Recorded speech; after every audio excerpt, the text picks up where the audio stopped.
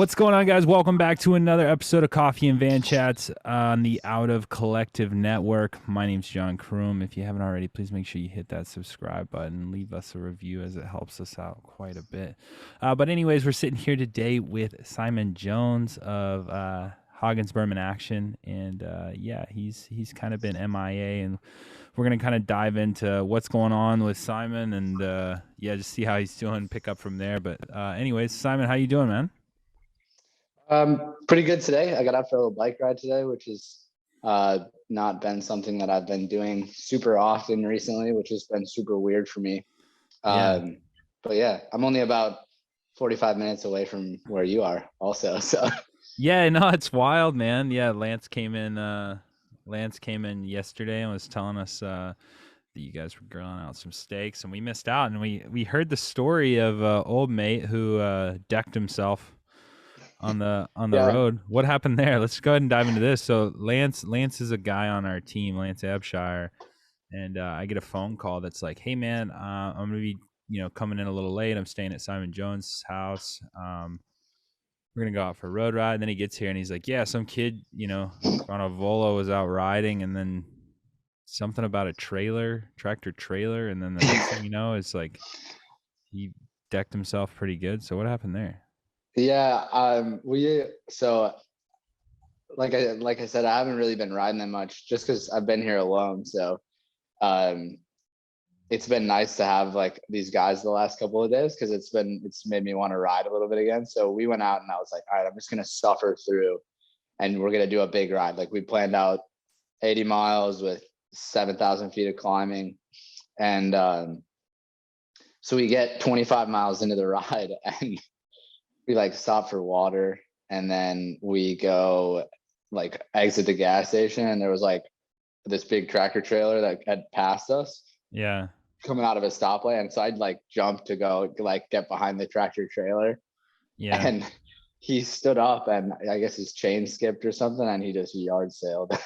Jesus And Christ. I'm laughing now because he's fine, but it was like I looked behind me, I couldn't believe it either, which is funny too because the last two times I've ridden with this kid, like his name's Luca, by the way, but the last couple of times I've ridden with him, we've had just like something crazy happen on the rides. So I was like, maybe we should just stop riding together. Right. Yeah. Quit riding together altogether. There's some energy like collision happening when we go for bike rides together. So yeah. So yeah. I mean, what does this kid need to change his chain and his cassette or something? Like, no, like we looked at it and it seems like my dad's I'm not an idiot with bikes either. And my dad had a look at it and he's like, everything looks fine. Like it was just like a weird kind of a freak thing, I guess. I don't know if it was like he hit something or what happened, but yeah, that was like the excitement of our ride yesterday. And then my dad came and picked him up and like took him to like urgent care, make sure he was all good because he had cracked his helmet.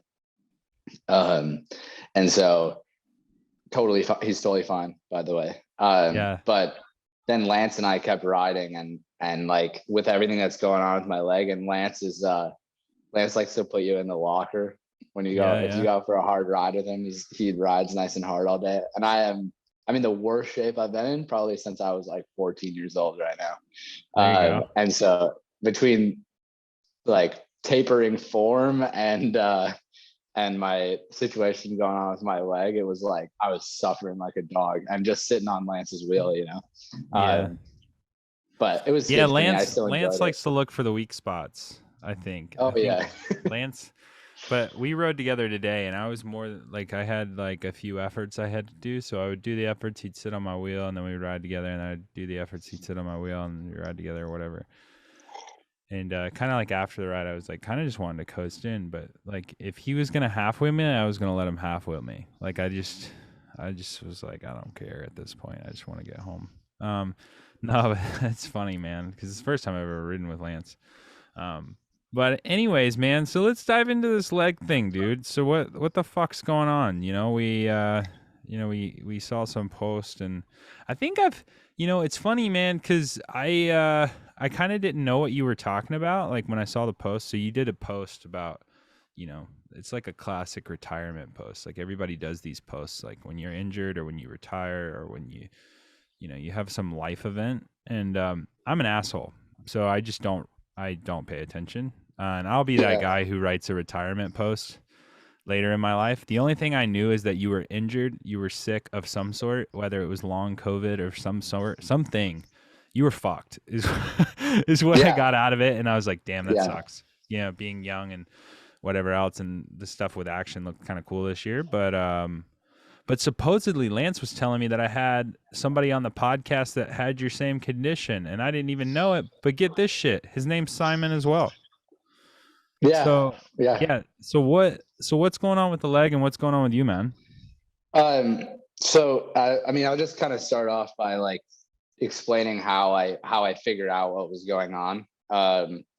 So and the reason I'm going to explain it like this is because I think that what's going on with me, I have external iliac endofibrosis. What I think is going on with me is something that is not talked about enough in the cycling community. I think it's something that's probably extremely underdiagnosed, and that probably ends the careers of a lot of young or old guys that just think their form is and their talent is tapering.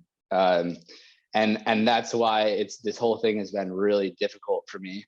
And you look back at things that have happened in the last year and a half, and things start to make sense once you figure out what's really going on. And I think that anybody who's had this or has read about it will know exactly what I'm talking about.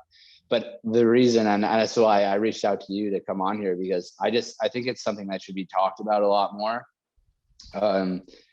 Because for me, it was like a revelation, and figuring out I had it was okay, it was tough and it sucked and it was shitty, but it was a relief more than anything, because it verified the feelings that I was having. And so basically, it started in like I came back from taking 4 to 5 weeks off, as I do every year. Not entirely off the bike, but taking it really easy and completely off for some of it. And I started to train back at the beginning of November. So that was kind of, I started at the beginning of my base season. Yeah. And you don't do very much like tempo or threshold type stuff, anything hard at the beginning of the season. It was a lot of just like slow riding. And then it got closer to Thanksgiving and I started to do some tempo stuff. And I started to have this like feeling in my leg that was like stop sign leg, or your leg's too tight, or I just couldn't put my finger on it, but I could feel that something was not quite right with me. Especially like, okay, I'm out of shape and I probably could have been stretching more. So I did write it off at first. And then as your base season progresses, you start to do more and more intensity, and more tempo and more threshold, and then it builds and builds and builds, right? And so the more the stuff that I started to do that was above my zone 2, zone 3, the more it was hard for me to ignore this feeling in my leg. And once it got into February, the beginning of February, or late January, early February, I started to do some harder stuff to get ready for team camp, because I knew team camp was going to be hard and I was going to be racing at the beginning of March. So I started to kind of like put the cap on my training and do some harder stuff. And it progressed. Like every workout that I would do, my leg got worse and worse, to the point where it was like, I can't even do 15 minutes at tempo, like high tempo, just like, so that sub threshold, without my leg like going completely numb and me having to stop pedaling. Was it just one leg? It was my right leg. And so I started to WebMD myself into oblivion, like. So you found like, out what could this? So then you found out that you had like butthole cancer or something? Yeah, exactly. and dude, but that was the thing. I was like, there's something is wrong, and I don't know what it is. And a part of me was like, I'm going crazy. Like Yeah. I'm like trying to write off the fact that I'm not getting any faster on something else. And I'm sure other people were thinking that too, because I was telling people, I was like, I know that there's something wrong. And Yeah. I hate doing that also. Like I never wanted, there's like this thing where you never want to be the guy that's constantly injured or has like problems all the time, because people and as like, maybe it's a bad thing too, but it's like people just start to they don't believe you. Well, I And mean, dude, Chloe Dygert's injured all the time. yeah, that's I true. mean, it's just like you can't. I think like you can be injured and sick all the time. You just have bad luck, dude. I mean, and yeah, people are like, oh yeah, whatever, whatever, whatever, and they write it off. But I think I do think you're right in the sense of like, people's health, especially in the cycling space, man. One thing that I've learned over these last few years is that, you can play this game in the cycling space of just like trying to be the hard man and the fucking David Goggins douchebag that tries to like suffer through it. Um, and not that David Goggins is a douchebag. I'm just saying that you have this like mentality Yeah, of like, oh, I'm gonna, I have COVID and I'm just gonna train and I'm gonna do my yeah, tempo efforts. And then you get myocarditis and you're like, why do I have myocarditis? I'm just gonna train through this too. And then you have a heart attack and you die. And it's like, yeah. you get what I'm saying. And so No, uh, totally. I want to make sure I get that clear out there is that I do think that's under respected is like people's health, physical health. Yeah, and with that, like mental health as well. Like that was one of the things. Like I we will come back around to this also, but I hadn't been feeling myself. So Yeah. when for the last 2 years, like I just haven't been able to stick it. And then Yeah. part of me, that was part of it was like, okay, I'm coming back from COVID. I haven't raced in 14 months or whatever. Yeah. Um, but part of it, I think, was also like what was going on and the progression of what led up to what happened in February. Um, and so, yeah, I like didn't know what was going on. And I like, it's like a nervous system thing. And my girlfriend's dad is a doctor. And I was like, what do you think? What could this be?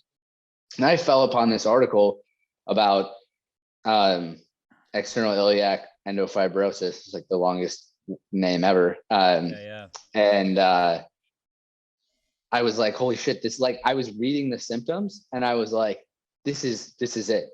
Yeah. And I sent it to him and I was like, I think I have this. And he was like, well, let's not get ahead of yourself, because I'm like trying to self-diagnose. And at the same time, I flew out to go to team camp because I can still, with what I have, you can still ride at a lower intensity. It's when you go up above where your leg is requiring a lot of blood to flush the lactic acid out, and Yeah. you're getting a limited amount of blood flow. So I went to camp and was like, okay, I think there's some suspicion that I have this. So I like I did as much of the intervals and stuff that I could. I did all the volume that everyone did at camp, but I kind of avoided some of the harder, really, really hard stuff, like the racing we did at camp. And so, I mean, we did 2 back-to-back, basically 30-hour weeks. It was like an awesome camp. I had a great time.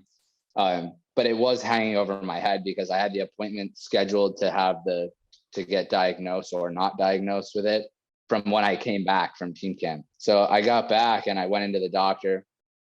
And And do the higher ups kind of know that this is lingering, or are you just kind of like trying to push it under the rug and worry you mean about it when on you the get back? team? Yeah, yeah. Like before you go to team camp, are you like, hey, bros, like I might have this issue? Yeah, I told I was very like transparent because I didn't want to, like, in a way I was like making an excuse for myself, which also made me feel like shit. And that whole thing of like trying to push through it, Yeah, it's exactly what I was trying to do. But I didn't want to like go there and go do a 20-minute power test and have it be garbage, because I knew I'd tried to do one 2 weeks before camp and I got 8 minutes into it and my leg was like, my foot was completely numb. Like there was like something was wrong. yeah. Um, and so I told them before camp. I told them when I got to camp. I Is it talked to your feet everybody. or is it your legs? Like, how does it work? So basically, it has progressed to the point now where like, so you have your external iliac artery, which is it's like the one that's right in your hip. So basically what happened was, from years of riding and whatnot, we were like hip angle, pinched it. And that constant rubbing of pedaling builds up a bunch of scar tissue in that artery. And that's the main artery that supplies blood to your leg. And it splits right above that point, and one goes to the right, one goes to the left. And so you have one in each leg. Yeah. And so I think what I read was it's more common in the right leg because, for whatever reason, The dominant side. Yeah, I think, yeah. And so basically it like goes from a cocktail or a regular straw down to a cocktail straw. And it happens when you go hard because it gets inflamed, and then the scar tissue swells and it closes off the blood flow to your leg. So that's why the thing that I describe it feeling like most is like when you are on a 4-hour ride and you're in hour 3 and you stop at the gas station, and you get back on your bike and you have those like stop sign legs.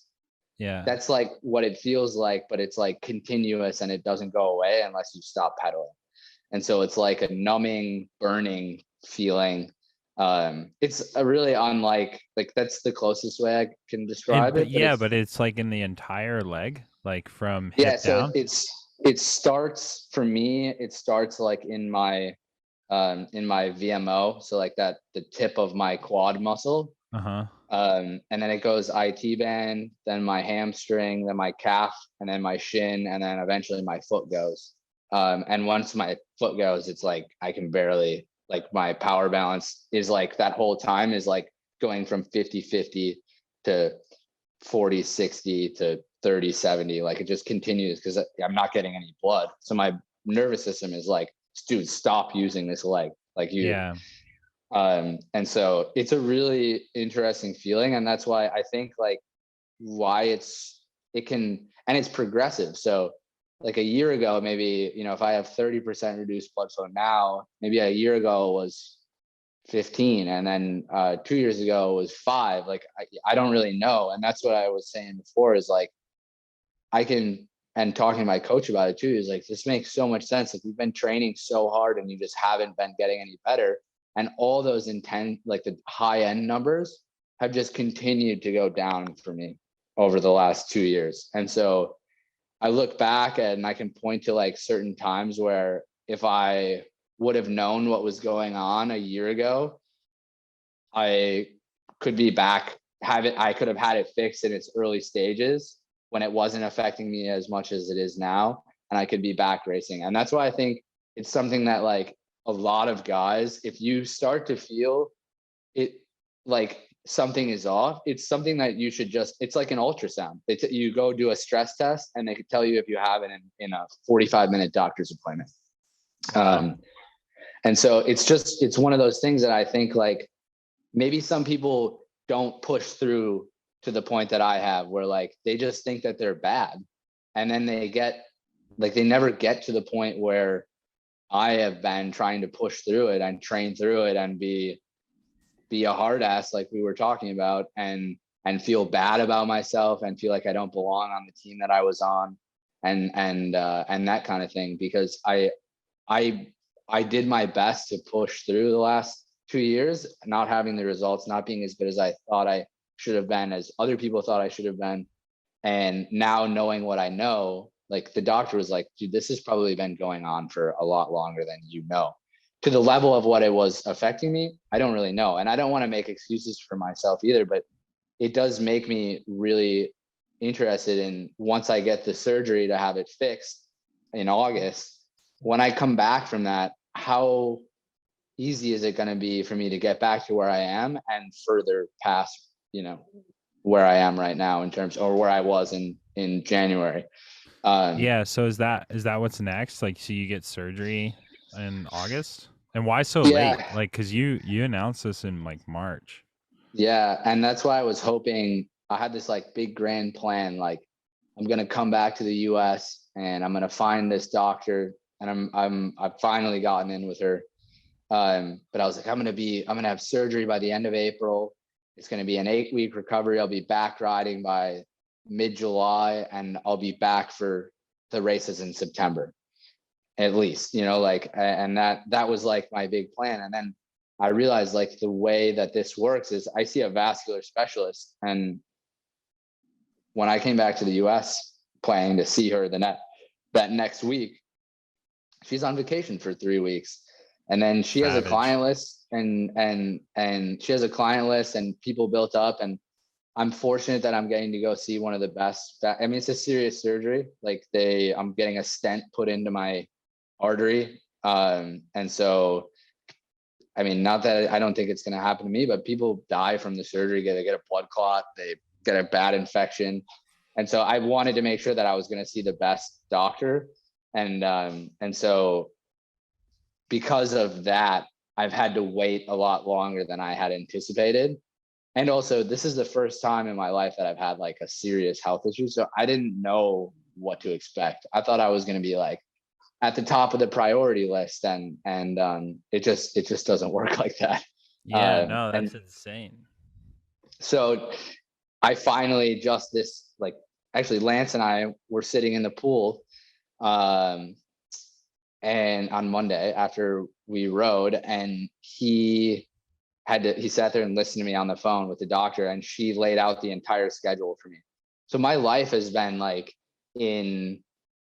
I've been waiting and sitting and just basically waiting to hear from this doctor, which for me has been really hard too. And it's been hard to ride because I love riding hard. That's like, I mean, I'm just like all of us, and I go out and I try to ride hard, and my leg, like, it happens like clockwork. If I go hard for 4 to 5 minutes, it like happens immediately. And the more and more I've gotten out of shape, quicker it happens because you don't. The sooner it happens. Yeah, because your threshold's lower probably just because Yeah. of shape and fuck. No, that's insane. So like, what does that mean for you, man? Like, what's next? So you get this surgery, and like, what does that mean? Like, are you gonna ride for action next year? Is it kind of like up in the air? Or is it like, you got to restart? Or yeah, I don't know. I'm definitely. I was just talking to my dad about this. So I've aged out of action, and so I'm gonna be. And I want to say that this surgery is gonna go perfect when I get it at the beginning of August, and it's gonna be the exact planned 8-week recovery, like how it usually is from a surgery like that. It's a couple of weeks on bed rest, and then you can start walking after 3 weeks, and then you start riding after 6 weeks really slowly for 20 minutes on the trainer, and then 8 weeks I can go for my first hour ride. Like, I would love for that to be the way that this works, but I don't want to.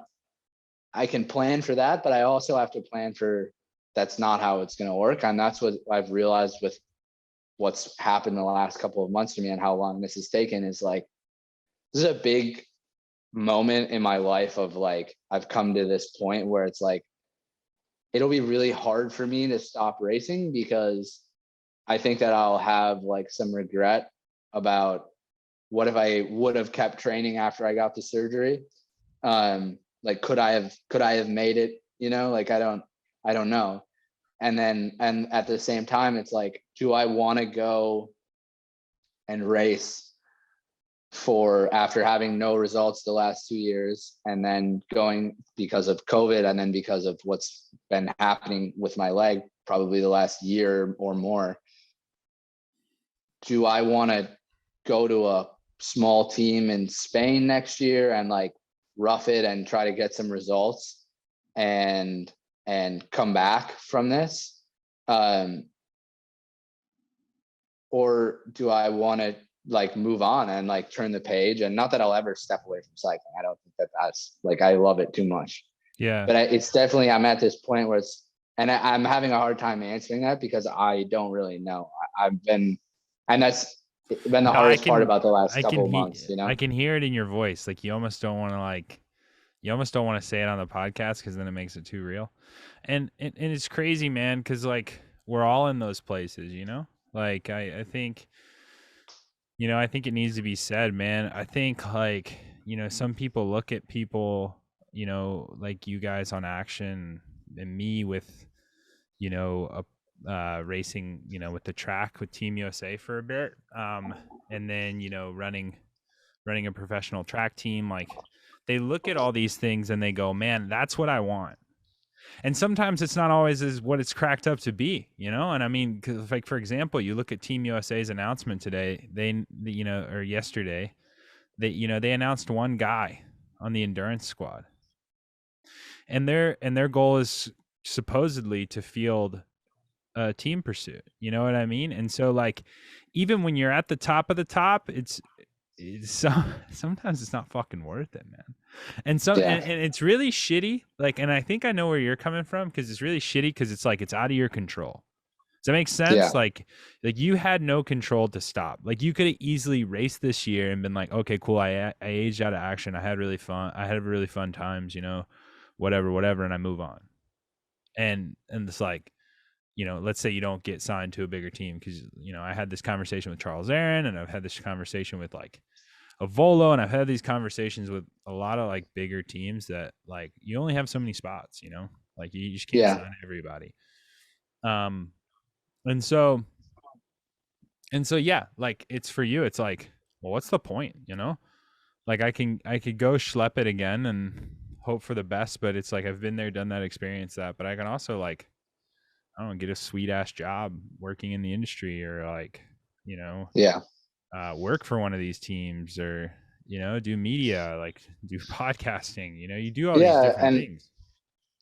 And that's what I said too. Like I'm like trying to have an open mind to like having lots of like, I guess, being okay with the idea that what's going to happen after I get surgery and the months that follow, like I'll be able to do I'll be able to do whatever, and it's okay to not have a plan. But it's so funny, man. And I was having this discussion um with someone the other day, like endurance, like professional athletes and people who are driven that similar way, like it's so hard for me not to have a plan, like Yeah, yeah. I live off of like having a 4-week plan on trading peaks, or like knowing what my winter is going to look like, or just things like that. I've lived like that since I can remember with racing. Like, it's been the thing that I always know that I'm going to do, and now to not necessarily know that that's a certainty, because I mean, who knows? Like, I could get the surgery and they could slice a millimeter in the wrong direction, and I could I could be paralyzed in my right leg. Like, Yeah, yeah. it's like crazy shit can happen, and that's the thing. I've made the decision to get this surgery, because otherwise my leg will feel like this when I ride for the rest of my life. And being able to go out and push myself, whether I'm racing or not, is so important to me, that the risks that come with a serious surgery like this, it's not even a question of Well, it's whether I'm like going to it's get it or not. and then, I mean, that's the elite athlete in us. It's like, if we can't push, it's like the leg doesn't work anyway. So if it fucks up and the leg doesn't work anymore after the surgery, it didn't work before either. So Yeah. Yeah. fuck it. Yeah. No, man, I think that's sick, dude. I think it's a mature outlook. And how old are you? To confirm, you 22. 22. And it's nuts, man. It's like you age out of action at 23. And I had this conversation, I think, with Charles Aaron, just like, a lot of these guys have nowhere to go. Like, after hot tubes, Lux, action. And it's like, if you make that path, right? Like, because you kind of had that path, you had the Lux path, or not that Lux, but hot tubes, to you had like a little bit of a bobble year where you rode with us losers. And then Most you fun of the year I've had out of juniors yet. So well, yeah, it was a fucking sick year. But and then you go to action, and then yeah, like, it's like, if you don't make that like leap, like, if you don't make that transfer, it's really hard to go. It's kind of puts you in the position that you're in right now, but like at the age of 19, you're just like, yeah. dude, I ride for a club team. We didn't get clothing until July. Like, bikes, haven't shown up. And like, yeah, it's a big mess. And so, like, that's one thing in our cycling world and in our cycling space that I feel like is missing. And I think Mike Creed's doing a bit of a difference in that with some of the younger guys. Like I think he's more of a U25 team, which is cool. But yeah, and again, it makes you wonder. But then, and then you think of teams like Project Echelon and Best Buddies and things like that, and it's like for a guy like you, it's like, well, that's not taking you to the next level.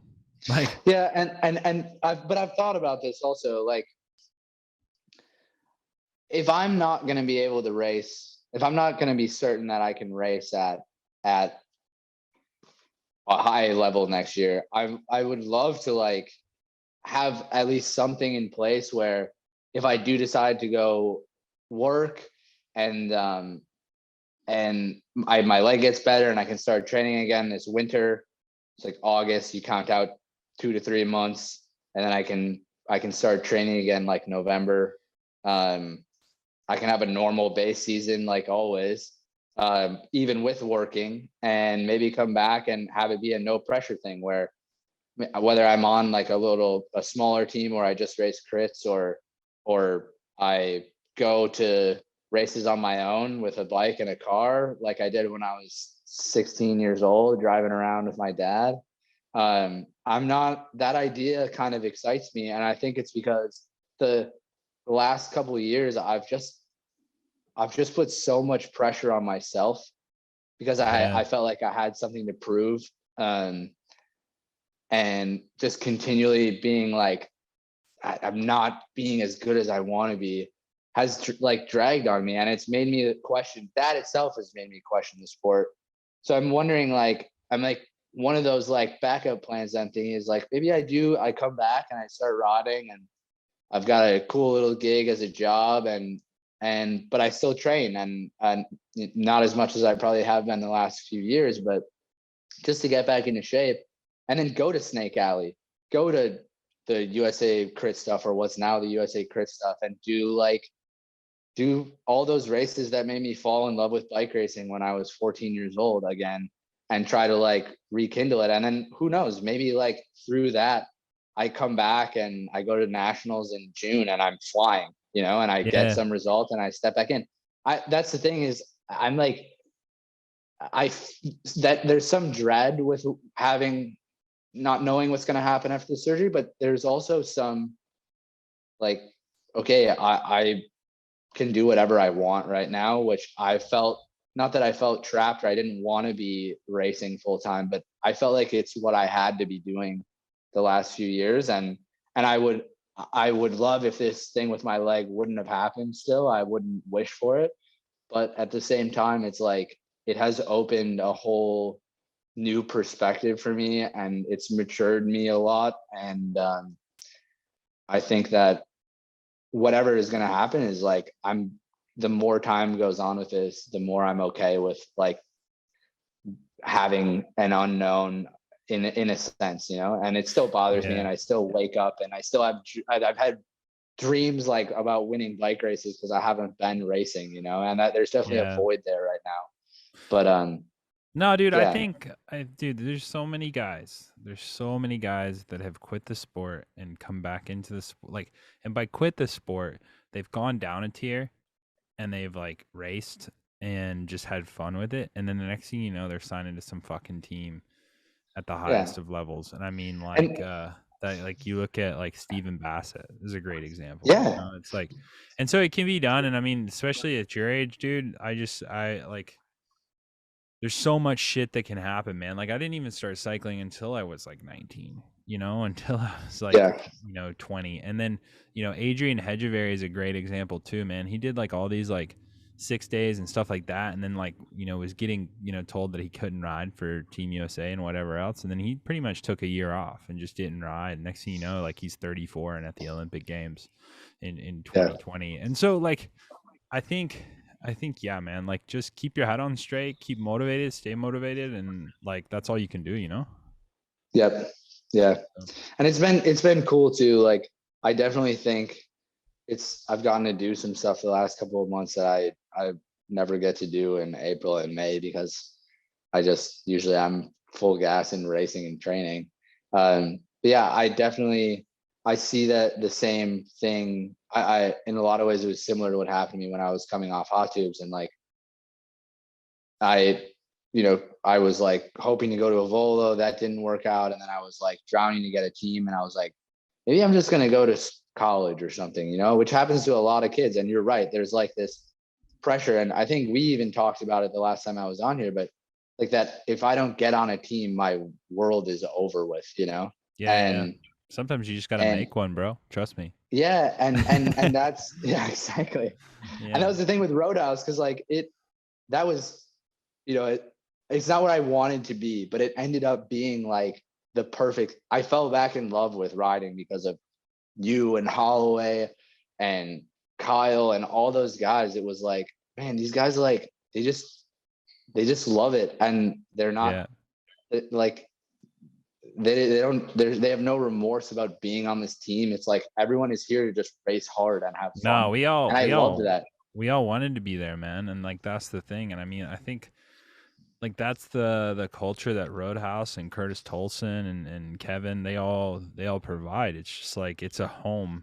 And I mean, look at Kyle Perry. And I mean, fuck, Kyle Perry's been on that team for like 10 years, it seems like. And it's funny, man, like, when I didn't resign and didn't get re-signed with Roadhouse, it was a money issue. And then, I got a phone call last year, and it was it was really hard for me not to be like, all right, I'm in, because Yeah. it's just like, I mean, it's just like it's a fucking cool group of dudes, with Marco and and now they have BB and what's it, Eli House and Cade Bickmore. Like I would love to ride with those guys, and it's like it's a cool little vibe.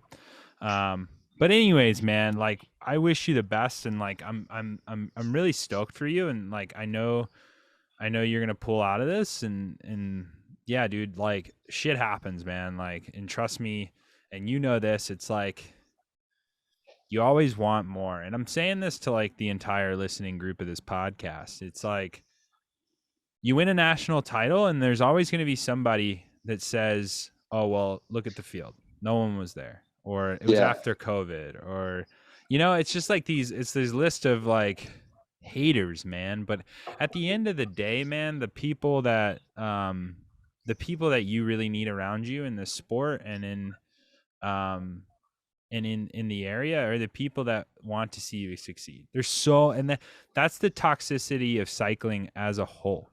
There's so many people that don't want to see you succeed. Yeah. For And sure. when they see you succeed, they know that's an opportunity taken away from them, instead of being like, that just created more opportunities for more people. Like Yeah. that's what I don't understand. It's like you winning a bike race for action, like, yeah, it just took away a win from somebody else on that team, but it just opened up an opportunity for 10 more spaces on that team in 2 years' time. You see what I'm saying? You see how I'm playing that math? Yeah. And so, like, when you open up those opportunities and those things, it changes the whole world. But anyways, I can go on that little tangent for ages. But before we let you go, dude, the usual question, bro. If you could have a cup of coffee with one individual, who would that individual be, dead or alive, and how would you take your coffee, bro? I think the last time I was on here, I said Jimi Hendrix. Yeah, that'd have been sick, dude. Like, I know. he just like lights his guitar on fire mid conversation? Yeah, I was thinking about this earlier, and I was like, I'm gonna just figure it out when I'm there. But I think I've met him. I've been in close proximity. I haven't been able to talk to him. I would love to sit down and have a coffee with Eddie Merckx, I think, especially now that my time on Action is coming to an end. I think that would be a great thing, and maybe that'll happen after this gets posted. Maybe this will be the catalyst for it, dude. Maybe, man. I like an odd amount of people listen to this podcast. Like I had Christian Vandevelde reach out to me once, and it was like, yo, dude, like me and George Hincapie, like they listen to the podcast, and so it's really cool. Like, who listens to this podcast? I doubt Eddie Merckx does, but I don't know. Maybe we can just tag him in this and see what happens. Social media is a weird fucking space, man. Yeah. Yeah, and then I've been on the iced coffee grind, just straight iced coffee, no nitro, no iced Americano. I've been taking just iced coffee. I've Heck yeah. been on a kick recently. We So got Simon with the basic bitch coffee. I love it. yeah, for real. Hell yeah. So you just like going shopping after and Absolutely. I've got to sipping. keep myself without riding. I got to keep myself busy somehow, man. Hell yeah. No, that's sick, man. Well, thanks so much for jumping on. Thanks for being vulnerable, man. And yeah, like I said, I appreciate it. And guys, if and girls, if you're dealing with stuff in the space, make sure you have somebody you can talk to. It doesn't have to be on public online space where you're on a podcast with a couple thousand listeners, but maybe find a place and somebody to talk to, somebody to confide in, and know that like even some of these people that have been super successful in their sport or super successful in their careers, like they deal with shit too. And sometimes it's always not as pretty at the top, and sometimes it's we're even still chasing to get to the top, and it's not a pretty journey. But anyways, thanks so much for listening, guys. Again, if you haven't already, please make sure you hit that subscribe button. Go check out Simon's social medias, and yeah, we'll see you next time.